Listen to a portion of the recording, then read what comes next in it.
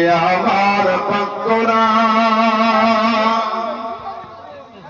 ফেরেশতারা এসে বলেন আজকে মোদের খুশির দিন ফেরেশতারা এসে বলেন আজকে মোদের খুশির দিন ধারার বুকে তশরীফ আনবেন রহমাতাল লিল আলামিন ধারার বুকে তশরীফ আনবেন রহমাতাল লিল আলামিন কিসে ওয়াদে বলো একবার কিসে ওয়াদে বলো একবার বলে দাও গো মেঘের বাপ চোখে আমার কাবা শরীফ মুখে আমার পাক কোরআন।